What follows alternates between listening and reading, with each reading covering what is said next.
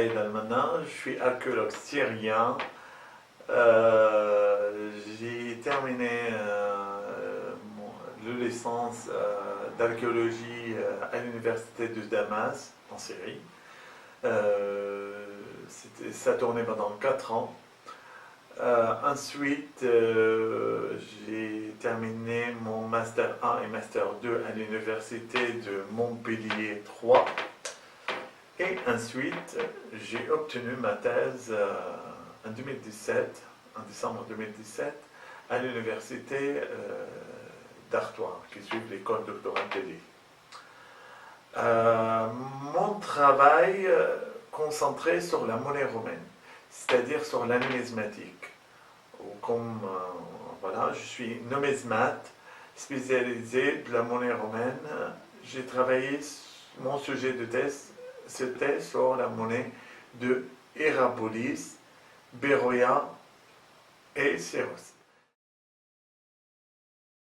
L'histoire de la Syrie est marquée par sa situation exceptionnelle. C'est un territoire de transition au carrefour de plusieurs mondes. La Méditerranée, la Mésopotamie, l'Asie mineure, la terre du Caucase et l'Égypte et l'Inde aussi.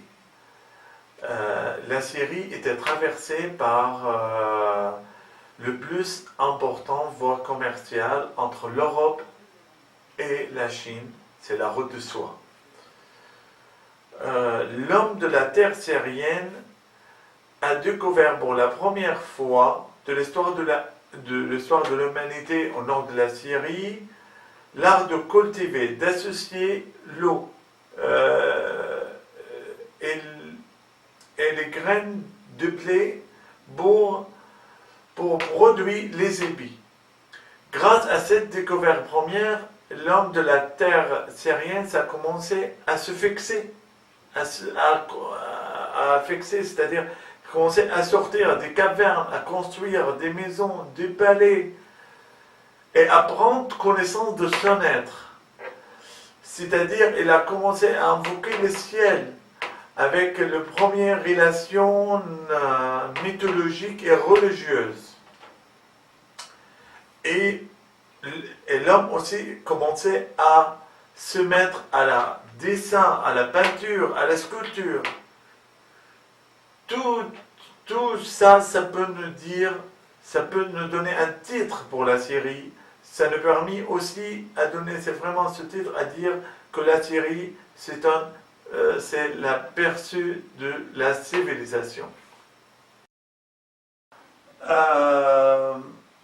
Maintenant, je vais vraiment vous dire, d'un côté, je suis numismate, c'est-à-dire je travaille sur les monnaies, en tant que c'est vraiment ma spécialité, et d'un autre côté, j'aime toujours garder le côté archéologue, c'est-à-dire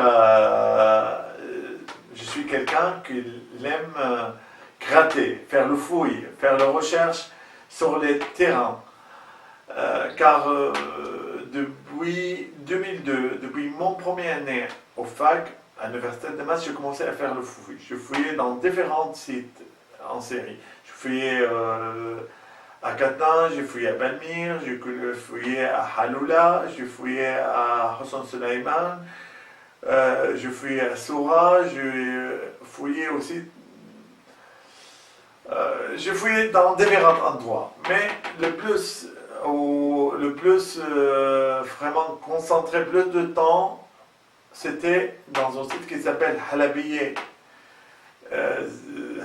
Zalabiye, ou qu'on appelle ici en France Zanobi. Et là, c'est vraiment que c'est un chantier de fouilles qui s'était organisé entre l'université on peut dire l'université de Damas et l'université de Montpellier 3, sous la direction de Madame Blétry.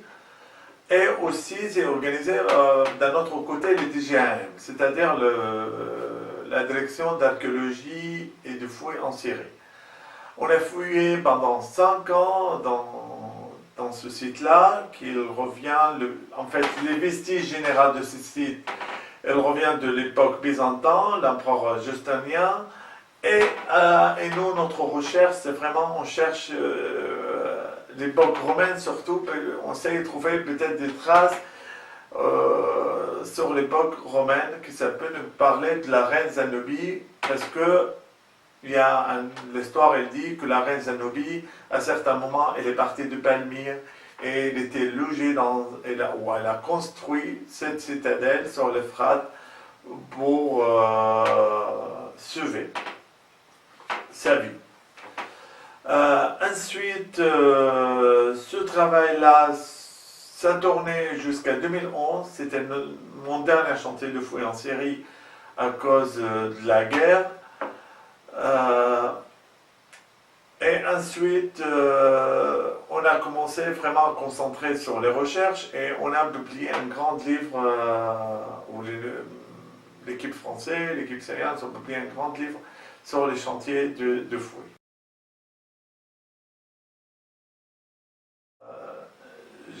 J'ai vécu 2 ans de ma vie à Troyes. C'est vraiment deux ans que je peux dire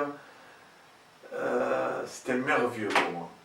Car dans les 2 ans, j'ai eu l'occasion d'un côté à présenter le patrimoine syrien par différentes conférences et j'ai eu l'occasion aussi de connaître le patrimoine français, c'est-à-dire j'ai eu l'occasion à travailler dans un boîte de restauration de vitraux à Troyes et j'ai